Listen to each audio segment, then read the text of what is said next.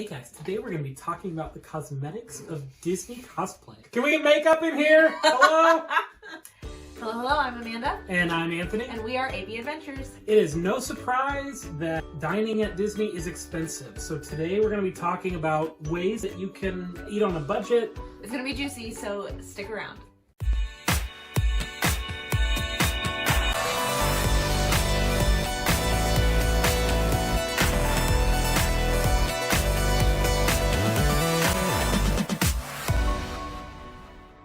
Welcome back. The first thing that we really like to do is we have done this a couple times, and we like to leave a cooler in our car. You could also do it in your hotel, not a cooler, but leaving it in the fridge, is bringing actual meals into the cooler or into the fridge, where you can get the meal that you want without spending a ton of money. So that's one of the big things that we do. The other thing that we wanted to talk about is that if fit your family's schedule with this, but when you're doing planning your park days and everything, you can decide whether you want to eat off-site or not.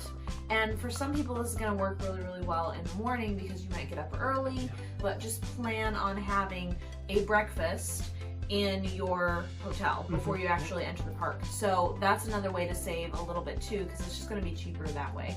Or if you're night owls like my family, we would stay in the park through the fireworks, through everything shutting down, and then we would leave and have dinner. And I know that sounds crazy to have like an 11:30 p.m. dinner, but that's what worked for our family. So take advantage of your family's rhythm and their schedule. Plan that maybe you can have some cheaper meals outside the park if you can hold out that long, or if you can set up your day and allow enough time to get breakfast in the morning. So just take advantage of how your family already operates. Right. Another thing that we do is we'll bring snacks in too. Yep. Trail mix is a good snack because the M&Ms don't melt. It's perfect midday. Yep. The nuts gives you that filling. energy boost. Yeah.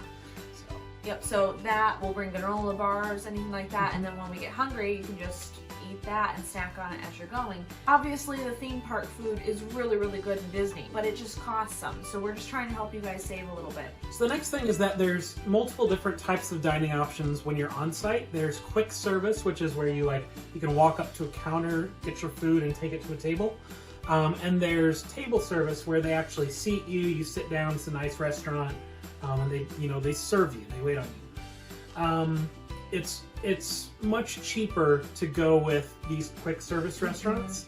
And so I think one of the things that's important is making sure you set expectations with your family. If you go out to eat a lot and you sit down at restaurants and that's, the norm for your family. Or if it's not the norm and you're just envisioning this trip to be sitting down a lot. Just look ahead and see what the prices are, and make sure that you budget for that. You count out, how many times would we go out, so that you can set that expectation with your family. Let me give you a hint. Those quick service meals are just as good as any table service. Oh, they are really good. And really some of them are kind of large to the point where you could share. And that was our other point, was that sometimes sharing a meal is a really great way to save. And that's something that we did on our trip is, with all those sides and everything, these meals are big enough that, you can share the main course and split the sides, and it comes out like you're full. Yeah. And especially if you have those granolas with you. Right, to fill in the gaps through the day. So the other thing that people consider a lot is whether they should get a dining plan or one of the dining cards or something like that. And those kinds of things, really, you're just going to have to look into and figure out, are you actually going to use all of those different points and things that you get for that plan? One thing, though, is that if you've planned far enough in advance, or if it just comes out at the right time, when you're planning your whole trip, that there is an option for free dining every once in a while. And I wouldn't necessarily plan for it, but it is something that you can be checking for. Plan for paying for things if you're not getting the dining plan. Plan for that part.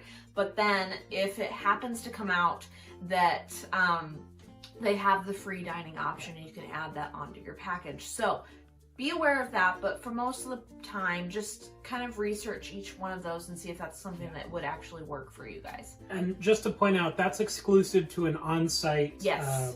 package. So Right. if you're staying on site, sometimes they offer that free dining. Right.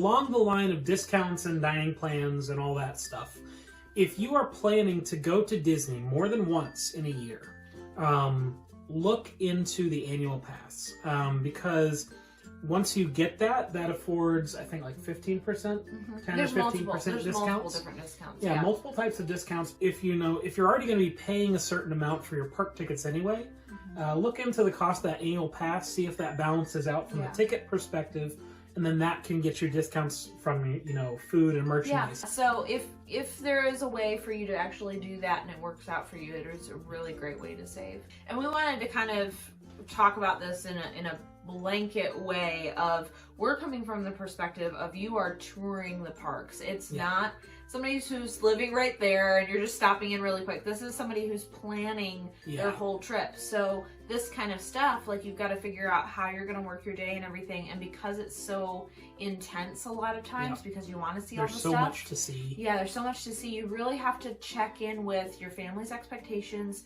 the way your family just naturally moves in a day-to-day basis, so that it'll fit when you actually get there and it won't be too shocking. That's all we've got. We hope those that are our helps. tips. Yeah. So thank you guys so much for watching. What are your tips? Like, how do you save money in the parks, and specifically on dining? Did we miss something that is something that you always do? Put it in the comments below. Like this video, share it out, subscribe, and thank you so much again for sticking with us. And we will see you on the flip flop. So long.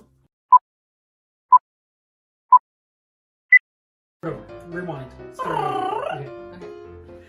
You really look like you've been crying. Like your eyes are watering. It's red. Folks, I have not been crying. Guys, I have allergies. How do you take care of your eyes?